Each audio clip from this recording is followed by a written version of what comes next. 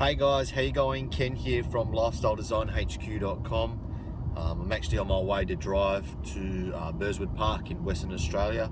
It's just a nice little track around the Swan River, and I'm gonna meet my best mate Gerard, and just to chit chat. We haven't seen each other in a few weeks, and I would like to rack his brain and mastermind and see what his side of the business is at the moment, how it's running, how it's going. But also, I wanted to get inspired and understand what his mindset is at the moment. It's very important to catch up with those that inspire and mentor you, those that are actually ahead of you in some aspect, and you to find out what makes them tick, what drives them, what kind of activities they do, how do they develop themselves to become better. And it's really important. And I want to touch on one of those things to become better at today. And it's a concept that has been coming up quite frequently in the last few days, which is why it's reminded me to make a video for you guys. And it's about the best practices and coming up with processes for yourself. Now, a big part of why I am in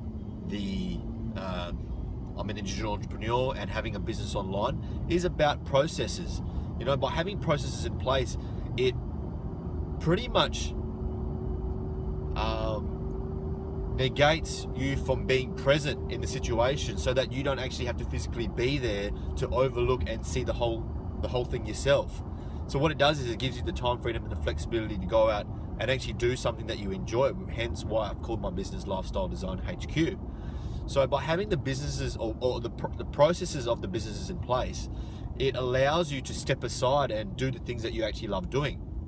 Now that could be, you could actually be love doing in a business that you are doing it at the moment, which is fine. But you always want to reflect and meditate on, if you were to die, pass away, and cut short your life here on earth, would your business survive without you? You always want to reflect and meditate on that. And if the answer is no, then you have not established the proper business processes and systems in place so that your business can continue without you. You know, if your business is your life and your passion, then you want your message and all your efforts to continue on after you've passed away. So you need to have the business's process in place so that they can take care of it when you're not there.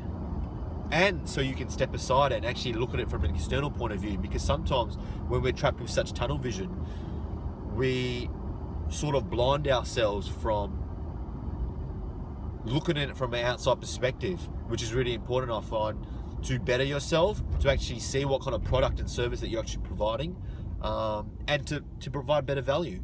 And so I think it's really important. And one of the best mentors I find for this best practice and business systems and processes is probably Tim Ferriss, the author of the 4-Hour Workweek, the author of the 4-Hour Body, the 4-Hour Chef.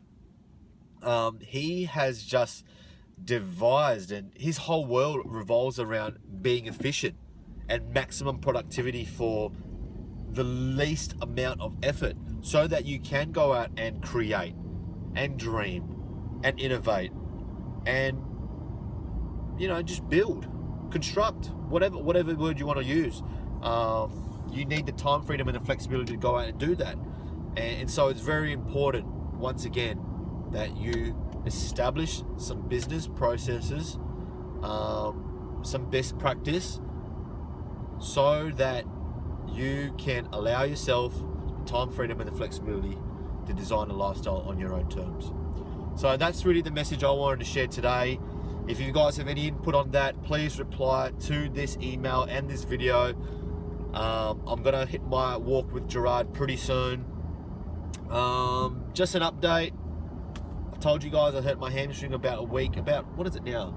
It's Thursday, about 10 days ago, and it's coming together nice. Like, the inflammation's gone down. It went down for almost a week ago, and I'm slowly getting more and more range back in that hamstring, so I'm really stoked about that. And I'm going to start training legs next week, I reckon. I'm just going to go for a walk today and see how it feels. I'm not going to go for any kind of run, any kind of impact or jog or run on my hammy at the moment feels a little off still.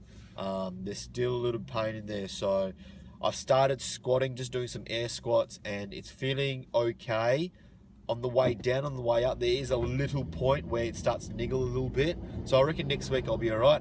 I won't be probably squatting back big numbers or deadlifting big numbers, but I'll be back strengthening the muscle. I did do upper body yesterday, and I started benching, and I benched 120 for 7, which is, I think, a rep PB without the slingshot device. So going to see Gerard now. Hope to be inspired, get motivated, back on my business, and provide some better content, some better value for you guys. Okay? Ciao now. Peace.